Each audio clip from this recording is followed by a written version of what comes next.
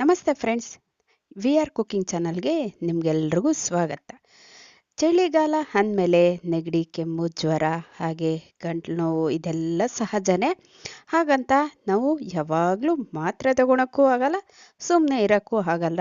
ಆಚೆ ಈಚೆ ಓಡಾಡ್ದಿರನೇ ಇರಲ್ಲ ಮಕ್ಕಳಂತೂ. ಅಂಥದಕ್ಕೆಲ್ಲ ಒಂದು ಸೂಪರ್ ಮನೆ ಮದ್ದು ಇವತ್ತು ನಮ್ಮ ವಿ ಆರ್ ಕುಕಿಂಗ್ ಚಾನಲಲ್ಲಿ ನಿಮಗೆಲ್ರಿಗೂ ತಿಳಿಸ್ಕೊಡ್ತಾ ಇದ್ದೀನಿ. ವಿಡಿಯೋನ ಕೊನೆಯವರೆಗೂ ನೋಡಿ ಈ ಕಷಾಯನ ಕುಡಿದು ಚಳಿಗಾಲದಲ್ಲಿ ಆರೋಗ್ಯವಾಗಿರಿ. ವಿ ಆರ್ ಕುಕಿಂಗ್ ಚಾನಲ್ ದಯವಿಟ್ಟು ಸಬ್ಸ್ಕ್ರೈಬ್ ಆಗಿ, ವಿಡಿಯೋಗೊಂದು ಲೈಕ್ ಕೊಡಿ, ವಿಡಿಯೋನ ಕೊನೆಯವರೆಗೂ ನೋಡಿ. ಇಷ್ಟ ಆದರೆ ಫ್ಯಾಮಿಲಿ ಫ್ರೆಂಡ್ಸ್ಗೆ ಶೇರ್ ಮಾಡಿ. ಯಾವ ರೀತಿ ಮಾಡೋದು ನೋಡೋಣ. ಮೊದಲಿಗೆ ಒಂದು ಪಾತ್ರೆ ಇಟ್ಕೊಂಡು ಅರ್ಧ ಲೀಟ್ರಷ್ಟು ನೀರು ಸೇರಿಸ್ಕೋಬೇಕಾಗುತ್ತೆ. ಅಂದರೆ ಒಂದು ದೊಡ್ಡ ಗ್ಲಾಸಲ್ಲಿ 2 ಗ್ಲಾಸ್ ಅಷ್ಟು ಕಣ್ರಿ. ಹಾಗೆ 1 ಇಂಚು ಶುಂಠಿನ, ಹಸಿ ಶುಂಠಿ ಆದರೂ ಪರವಾಗಿಲ್ಲ, ಒಣ ಶುಂಠಿ ಆದರೂ ಪರವಾಗಿಲ್ಲ, ತೊಳೆದು ಜಜ್ಜಿ ಸೇರಿಸ್ಕೋಬೇಕಾಗತ್ತೆ.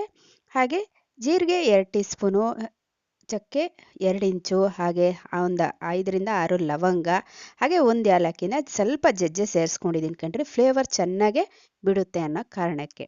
ಹಾಗೆ ಒಂದು 3 ಕಡ್ಡಿಯಷ್ಟು ತುಳಸಿ ಎಲೆಗಳನ್ನ ತೊಳೆದು ಸೇರಿಸ್ಕೋಬೇಕಾಗತ್ತೆ.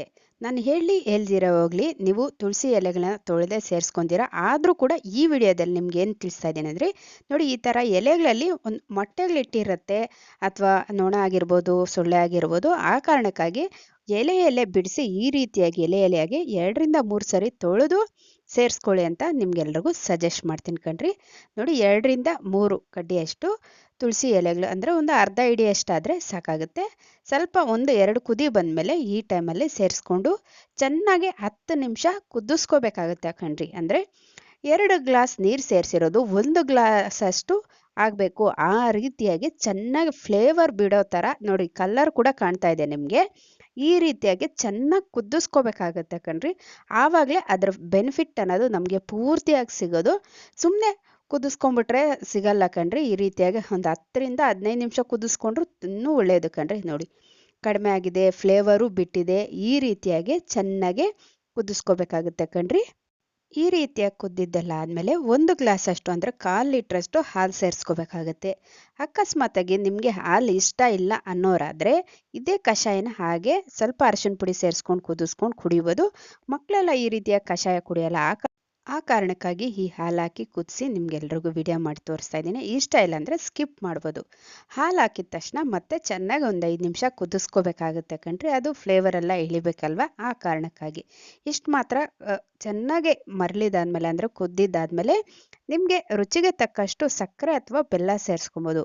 ಇನ್ನೊಂದು ವಿಷಯ, ಬೆಲ್ಲ ಸೇರಿಸ್ಬೇಕಂದ್ರೆ ನೀವು ಪುಡಿ ಮಾಡಿ ಗ್ಲಾಸ್ಗೆ ಹಾಕ್ಕೊಂಡು ಸೋದಿಸ್ಕೊಂಡು ಅದು ಬೆರೆಸ್ಕೋಬೇಕಾಗುತ್ತೆ. ಕುದಿಯೋ ಟೈಮಲ್ಲಿ ಹಾಕಿದ್ರೆ ಅದು ಹಾಲು ಒಡೆದೋಗೋ ಚಾನ್ಸಸ್ ಇರುತ್ತೆ, ಹಾಲು ಹಾಕಿರೋ ಕಾರಣದಿಂದಾಗಿ. ಇಷ್ಟ ಆದಮೇಲೆ ಆಫ್ ಮಾಡಿಕೊಂಡ್ರೆ ಆಯಿತು. ನೋಡಿ, ಸೂಪರ್ ಆಗಿರೋ ನಮ್ಮ ಕಷಾಯ ಸಿದ್ಧವಾಗುತ್ತೆ ಕಣ್ರಿ. ಕೆಮ್ಮು, ನೆಗಡಿ, ಜ್ವರ, ಹಾಗೆ ಗಂಟ್ಲು ನೋವು, ಗಂಟ್ಲೂರಿ, ಇದಕ್ಕೆಲ್ಲದಕ್ಕೂ ಒಳ್ಳೆ ಸಜೆಷನ್.